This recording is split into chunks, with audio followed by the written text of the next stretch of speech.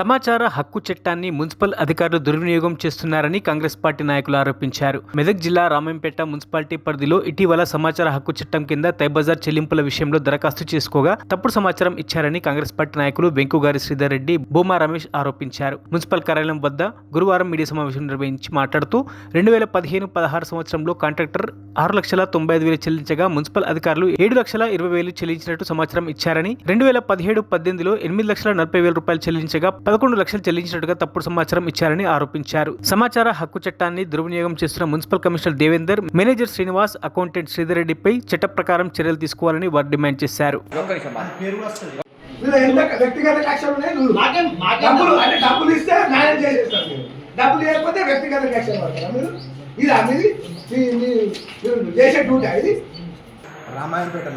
రామాయంపేట మున్సిపాలిటీలో ఎంత అవినీతి జరుగుతుందంటే మన మున్సిపల్ కమిషనర్ ఆధ్వర్యంలో బ్రహ్మాండమైన అవినీతి జరుగుతుంది.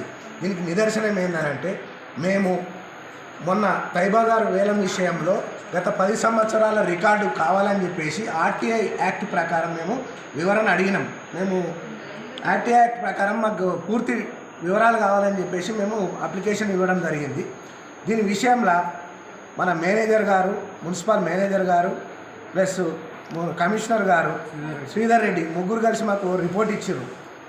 అది ఎందుకు ఎప్పుడు ఇచ్చారు?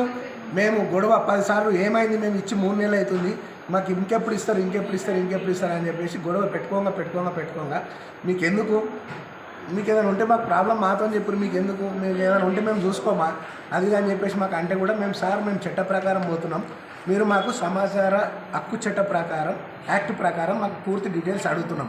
తైబజార్ వేలం ఎంత పోయింది, వాళ్ళు ఎంత కట్టిరు అని చెప్పేసి మేము అడుగుతున్నాము. ఆ డీటెయిల్స్ ఇవ్వండి చాలు సార్ అంటే అడగంగా మొన్న డీటెయిల్స్ ఇచ్చారు. ఆ డీటెయిల్స్ ఇచ్చింది ఏంటంటే గత 10 సంవత్సరాల నుంచి అన్ని వేలం అయింది, ఇది మొత్తం ఎలాంటి బకాయి లేదు, మొత్తం క్లియర్గా చెల్లించబడదని చెప్పేసి మాకు తప్పుడు సమాచారం ఇచ్చారు. అయితే మేము ఇదే ఆర్టీఐ యాక్ట్ ప్రకారము ఇంతకుముందు ఒక వ్యక్తి రామాయంపేటకు చెందిన మన నరేష్ రొడ్డమైన నరేష్ అనే వ్యక్తి ఆర్టీఐ యాక్ట్ ప్రకారము 4 సంవత్సరాలది వివరణ అడిగిండు, అప్లికేషన్ పెట్టుకుంటే అప్పుడు కూడా ఆర్టీఐ యాక్ట్ ప్రకారము ఇచ్చిన వివరాలు ఇప్పుడు ఇచ్చిన వివరాలకు అసలు పొందనే లేదు, మొత్తం ఫ్రాడ్. ఇప్పుడు మన కొత్త మాకు ఇచ్చింది ఏంటంటే మొత్తం చెల్లించరు, ఎలాంటి డ్యూస్ లేవు, అన్ని బకాయిలు చెల్లించరు, ఎలాంటి బాకీ కూడా లేదని చెప్పేసి మాకు తప్పుడు సమాచారం ఇచ్చారు.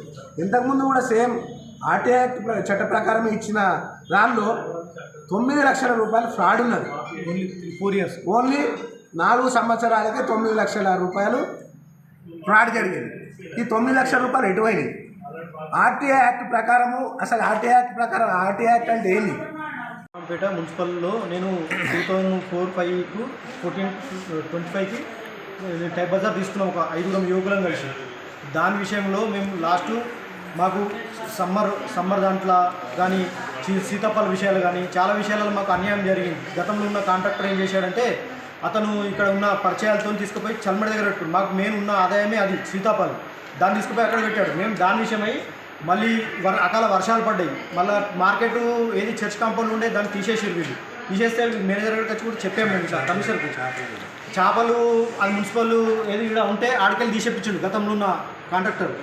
దీని అన్ని విషయాలలో మాకు కొద్దిగా అన్యాయం జరిగిందని చెప్పేసి మేము వీళ్ళకి వచ్చి, సార్ మాకు కొద్దిగా దీని విషయంలో ఏదైనా చూడండి అంటే, మాకు గతంలో వాళ్ళు ఎంత కట్టిరు, మేము ఎంత కట్టినాం సార్, మేము ఇంతమంది 14-15 లక్షలు ఉన్నప్పుడు ఉన్న టైబజార్ను 7-8 లక్షలు దుర్వినియోగం ఓన్లీ 3 సంవత్సరాల 10 సంవత్సరాలు నేను అడిగితే నాకు మొత్తం క్లియర్ చీట్ ఇచ్చారు సార్. ఇది క్లీన్ చీటు 10 సంవత్సరాలది మాకు క్లీన్ చీట్ ఇచ్చిండు.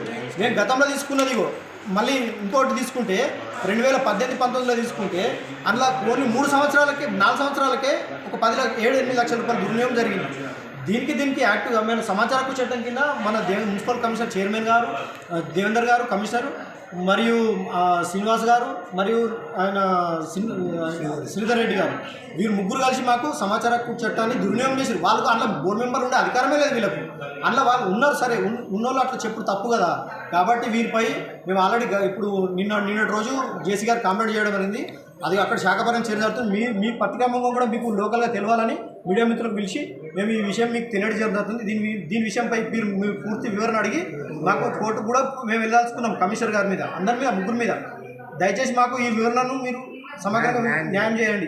ఏదైనా సమాచార హక్కు చట్టం కింద అడిగితే 7 రోజులు, లేదంటే ఇంకా వారికి సమాచారం దొరకనేడలో ఒక 14 రోజులు, 20 రోజులు. కానీ మాకు 3 నెలల తర్వాత ఇచ్చిన సమాచార హక్కు చట్టం ఏంటంటే మొత్తం కట్టిరని. అంటే ఇది అతను ఒక సమాచార చట్టంలో మెంబర్ అయి ఉండి మాకు ఒక తప్పుడు సమాచారం ఇచ్చింది కాబట్టి అతనిపై శాఖాపర ఎవరైతే ఈ సమాచార చట్టం పెద్ద మనిషి ఎవరు ఉన్నారో సార్లు అతని పైన శాఖాపర చట్టాలు తీసుకొని అతని ఇంట్లో విధుల నుంచి తొలగించాలి అని మేము డిమాండ్ చేస్తున్నాం.